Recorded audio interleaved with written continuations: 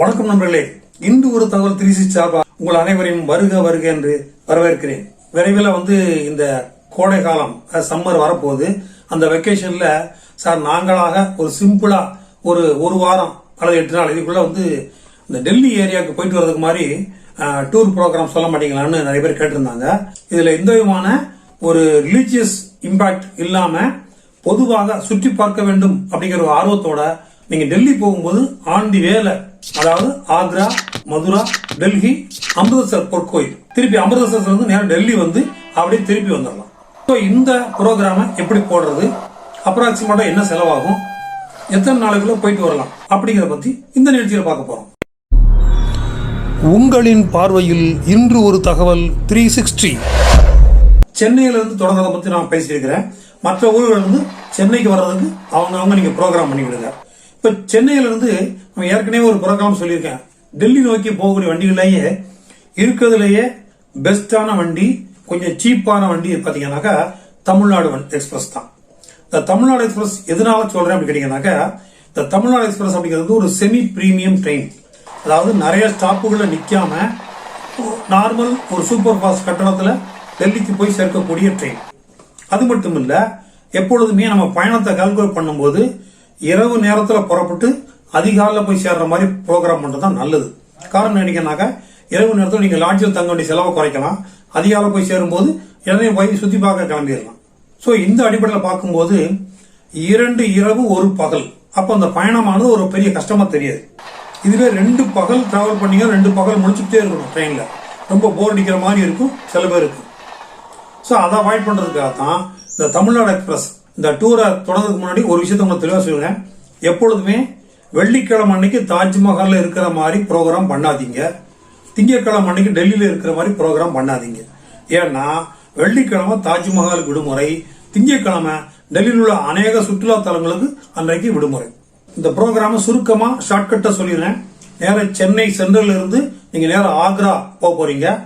ஆக்ரால இருந்து ஒரு மணி நேர பயணத்துல மதுரா போக போறீங்க. மதுரால இருந்து நேரம் அமிர்தசர் போய் இறங்கிட போறீங்க. திருப்பி வரும்போது அமிர்தசர் சுத்தி பார்த்துட்டு அங்கிருந்து டெல்லிக்கு வர போறீங்க. டெல்லி சுத்தி பார்த்து முடிச்சிட்டு டெல்லியில இருந்து ட்ரெயின் ஏறி நேர சென்னைக்கு வர போறீங்க.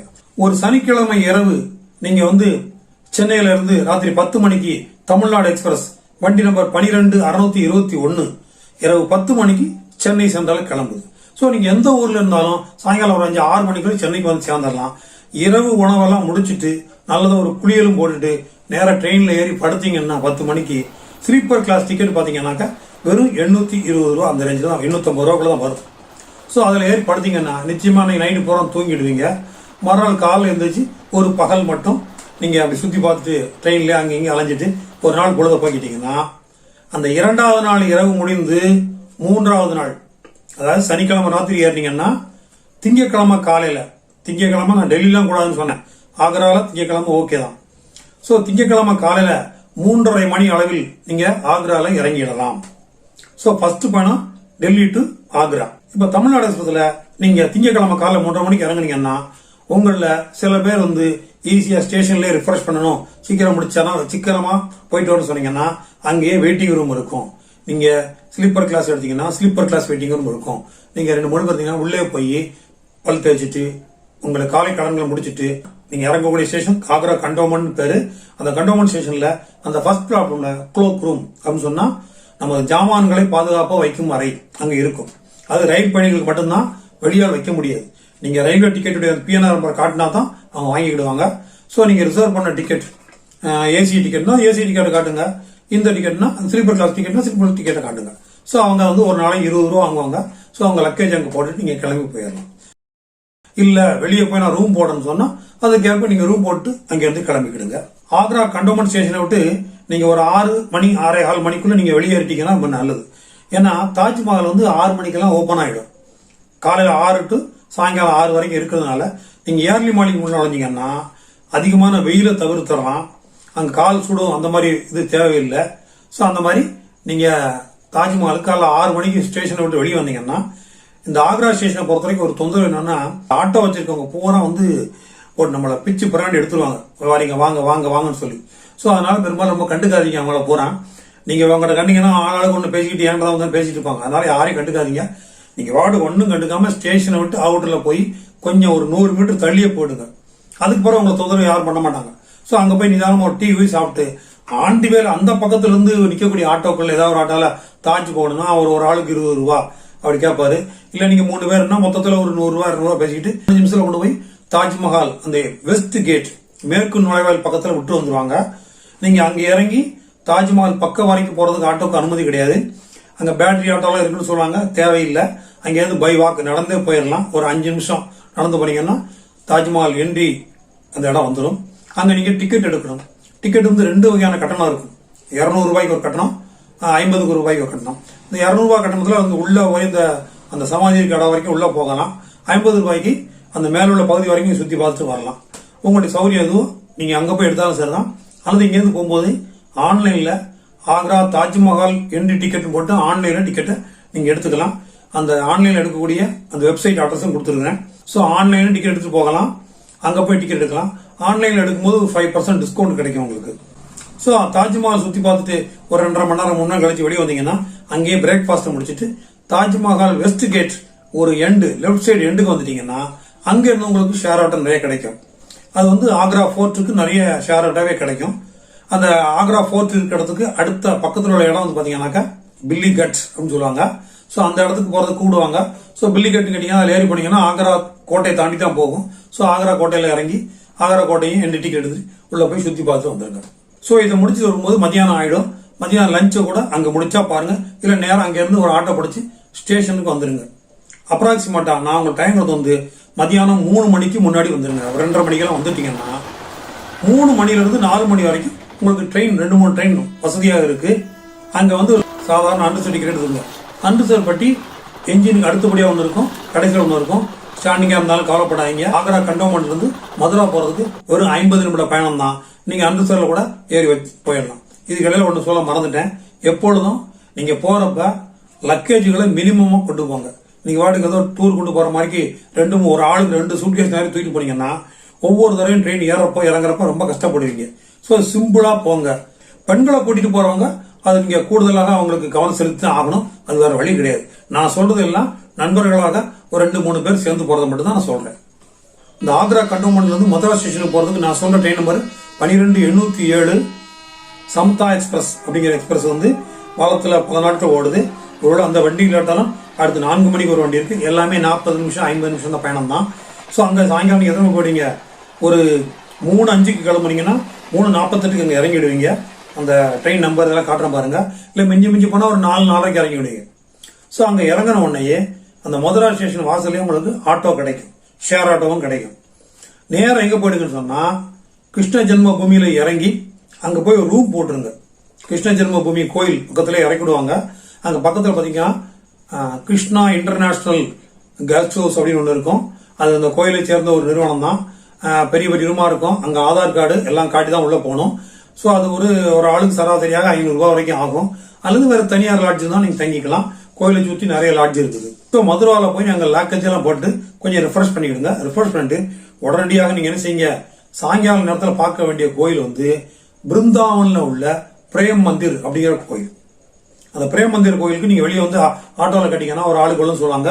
பிருந்தாவன்ல உள்ள பிரேம் மந்திர்ல நீங்க போய் இறங்கி சுத்தி காட்டுற மாதிரி பேசிக்கிடுங்க. அல்லது அதே ஆட்டோல திருப்பி கூட்டி வர மாதிரி பேசிக்கிடுங்க. அந்த ஆட்டோ நம்பரை வாங்கி வச்சுக்கிடுங்க. ஆட்டோவோட போன் நம்பர் செல்போன்ல ஒரு போட்டோ எடுத்து வச்சுக்கோங்க. எந்த ஆட்டோன்னு கண்டுபிடிக்கிறதுக்காக அவர் பேரையும் கேட்டு குறிச்சுக்குங்க.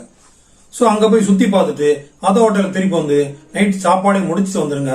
முடிச்சு லாட்ஜில் அன்னைக்கு ரெஸ்ட் எடுத்துருங்க. மறுநாள் காலையில் எழுந்துச்சு ரிஃப்ரெஷ் பண்ணிட்டு பக்கத்திலே கிருஷ்ண ஜென்ம பூமி கோயில் ஒன்று இருக்கும். ஸோ அதுல போய் முக்கியமான கிருஷ்ணர் பிறந்த அந்த கோயில்ங்கிறது அதுதான் அது. ஸோ அதை போய் தரிசனம் முடிச்சுட்டு மதுரால இருந்து மறுநாள் காலையில நீங்க 8 மணி 9 மணிக்கெல்லாம் மேக்சிமம் உங்களுடைய அந்த முடிச்சிருவீங்க. அங்க காலைல பிரேக்ஃபாஸ்ட் முடிச்சுட்டு ஒரு 10-11 மணிக்குள்ள ஸ்டேஷன் மதுரா ஸ்டேஷன்ல வந்து அங்க 11:45 கோல்டன் டெம்பிள் மெயில் அப்படின்னு ஒண்ணு வந்து நேரம் அமிர்த்சர் போகும். 12/903. இதுல பாத்தீங்கன்னா அன்னைக்கு காலைல 11:40 இறங்குனீங்கன்னா அன்றைக்கு இரவு 23:40 நீங்க எங்க போடுவீங்க, அமிர்தசர் வந்து போய் அடைஞ்சிருவீங்க. அன்று இரவு அமிர்தசர்ல வந்து ரயில்வே ஸ்டேஷன்லயே ரூம் போட்டாஞ்சிருதான். அல்லது பக்கத்துல உள்ள நீங்க எங்கன்னாலும் ஒரு சீப் ரேட்ல வந்து ஆட்டோக்காரர் சொன்னீங்க அவங்க வந்து விட்டுருவாங்க. அது தர்மசாலா மாதிரி இருக்குன்னா அதை கேளுங்க, அவங்களே சொல்லுவாங்க. அல்லது லாட்ஜ் இருக்கா, லாட்ஜ் ரூம் போட்டுருங்க. நீங்கள் லாட்ஜெல்லாம் ரூம் புக் பண்ணதுக்கு நீங்கள் வந்து இங்கேருந்தே புக் பண்ணணும் அப்படின்னு நினைச்சீங்கன்னா booking.com அப்படின்னு ஒரு வெப்சைட் இருக்கு. இது ஒன்றும் எனக்கு ஒன்றும் இந்த ஒரு இதுலையும் சொல்லலை, நான் அடிக்கடி புக் பண்ணியிருக்கேன், அந்த அனுபவத்தை அடிப்படை சொல்லிடுறேன். booking.com அப்படிங்கிற பார்த்தீங்கன்னாக்கா இந்த அமிர்தசரில் வந்து ரயில்வே ஸ்டேஷன் பக்கத்தில் எங்கெங்க இருக்கு அப்படிங்கிறது காட்டிடும் அது. ஸோ அதில் அட்வான்ஸாக நீங்கள் புக் பண்ணிக்கலாம், எந்த வித பயமும் இல்லை.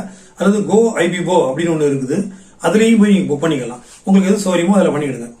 இந்த மாதிரி குறைச்ச விலையோ கூடின விலையோ நீங்கள் அதை பார்த்து நீங்கள் புக் பண்ணிக்கலாம். ஸோ நைட்டில் அங்கே தங்கிட்டு மறுநாள் காலையில் இந்த ரயில்வே ஸ்டேஷன்லேருந்து ஃப்ரீ பஸ் ஒன்று போகும். எங்கே போகும்னா அந்த பொற்கோயிலுக்கு போகும். ஸோ பொற்கோயில் பக்கத்தில் இறங்கிட்டீங்கன்னா இந்த ஜாலியான் வாலாபாக் அப்படிங்கிற இடம் வந்து அந்த பொற்கோயில் பக்கத்தில் தான் இருக்குது. ஸோ அதை பார்த்து முடிச்சுட்டு பொற்கோயிலும் பார்த்து முடிச்சுட்டு பொற்கோயிலில் வந்து மதியம் வந்து லங்கர் ஹாலில் ஃப்ரீ சாப்பாடெல்லாம் கொடுத்துட்டு இருப்பாங்க. அதை நீங்கள் விரும்பினா சாப்பிட்டுக்கலாம்.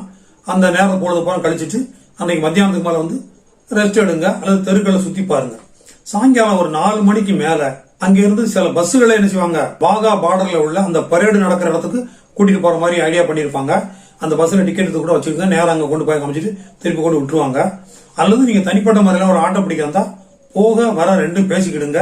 மறக்காம அப்படி நம்பரை கேட்டு வாங்கிக்கிடுங்க. ஆட்டோவோ செல்போன்ல நம்பரை போட்டோ எடுத்து வச்சுக்கோங்க.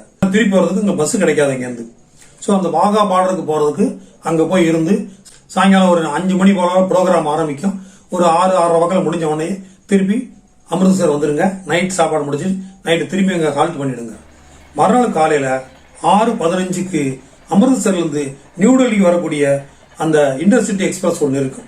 அதுக்கு முன்னாடியே வண்டிகள் இருக்கு, அது கொஞ்சம் காஸ்ட்லியான வண்டி, இது சீப்பான வண்டி. 6:15 கிளம்பி மத்தியானம் 2:15 அது நியூ டெல்லிக்கு வந்து சேர்ந்துடும். வண்டி number 12460 intercity express, Amritsar to New Delhi intercity express.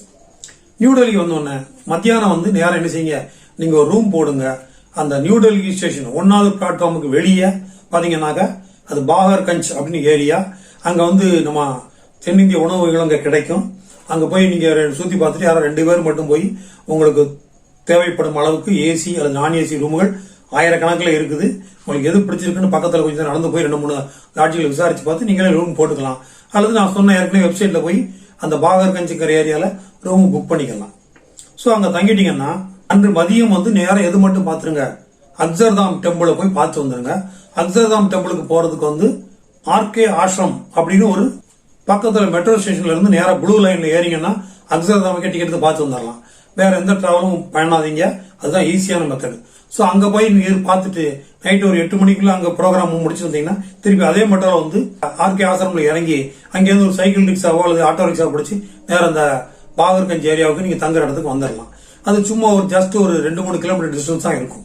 அது இந்த பாகர்கஞ்ச் ஏரியா நீங்க தங்கிக்கூடிய லாட்ஜ் ஏரியால இருந்து அந்த ஆர்கே ஆசிரமுக்கு அதோட டிஸ்டன்ஸ் வந்து ஒரு 2 கிலோமீட்டருக்குள்ள தான் இருக்கும். ஸோ அதனால நீங்க சீக்கிரம் ஒரு 10 நிமிஷம் வந்துடலாம். ஸோ அன்றைக்கு அங்க தங்கிட்டு மறுநாள் முழுக்க டெல்லியை வந்து நீங்க என்னென்ன பார்க்கணுமோ அதை கூட சுத்தி பார்த்து முடிச்சிட்டு 2வது நாள் நைட்டு இரவு 9 மணிக்கு டெய்லி தமிழ்நாடு எக்ஸ்பிரஸ் இருக்கு, அதுல ஏறி நீங்க அடுத்து 6:30 மணிக்கெல்லாம் எங்க சேர்ந்துடலாம், சென்னை வந்து சேர்ந்துடலாம். ஒருவேளை கூடுதலாக ஒரு நாள் தங்கி இருந்து பார்க்கனாலும் நீங்க பார்த்துட்டு வரலாம். இது போக நீங்க அமிர்தசர்ல இருந்து டெல்லி வர்றதுக்கு போல ஹரித்வார் போறதுக்கு வண்டி இருக்கு. அங்க போய் இருந்து அங்க ஒரு நாள் கழிச்சிட்டு அங்கிருந்து மீண்டும் டெல்லிக்கு வந்து டெல்லியை சுத்தி பார்த்துட்டு டெல்லியில இருந்து நீங்க சென்னைக்கு திரும்பிடலாம். ரொம்ப சிம்பிளான ப்ரோக்ராம். நீங்க ஒரு 4 டிக்கெட் தான் ரிசர்வ் பண்ண வேண்டி இருக்கும். அதுக்கான ட்ரெயின் டிக்கெட் கட்டணம் மட்டும் கிட்டத்தட்ட ஒரு 2300 ரூபாய் வரும். எப்பொழுதுமே இந்த டிராவல்ஸ் பொறுத்த வரைக்கும் ட்ரெயின் கட்டணம் கம்மியா தான் இருக்கும். மற்ற செலவுகள் தான் தங்குற செலவு, சுத்தி பார்க்குற செலவு, சாப்பாடு செலவு. இது போக நீங்க ஏதாவது பர்ச்சேஸ் பண்றதா அந்த செலவு. இந்த ப்ரோக்ராம்ல நீங்க தங்குற செலவு பாத்தீங்கன்னாக்கா 2 பேர் கொண்ட ஒரு ஆளா ஒரு குரூப்பை போனீங்கன்னா 2 பேர் சேர்ந்து ஒரு 1000 இருந்து 1200 ரூபாய் வரைக்கும் ஒரு நாள் லாட்ஜுக்கு கொடுக்க வேண்டியிருக்கும். சராசரியாக ஒரு ஆளுக்கு வந்து எப்படியும் 2500 ரூபாய் வரும் தங்குறதுக்கு. அதே போல சாப்பாடு செலவு எடுத்தீங்கன்னா ஒரு 2000 ரூபாய் ஆகும். சுத்தி பார்க்கறதுக்கு ஒரு 2000 ரூபாய் வச்சுக்கிடுங்க. அப்ப எவ்வளவு ஆச்சு? 8800 ரூபாய். அதிகபட்சம் 9000 ரூபாய் தான் ஆகும். இந்த நிகழ்ச்சி உங்களுக்கு எந்த அளவுக்கு உதவியா இருக்குங்கிறத கமெண்ட்ஸ் பகுதியில் நீங்க தாராளமா தெரிவிங்க. இதுவரைக்கும் நம்ம சேனலுக்கு சப்ஸ்கிரைப் பண்ணாதவங்க சப்ஸ்கிரைப் பண்ணுங்க, ஷேர் பண்ணுங்க, லைக் பண்ணுங்க. நன்றி, வணக்கம்.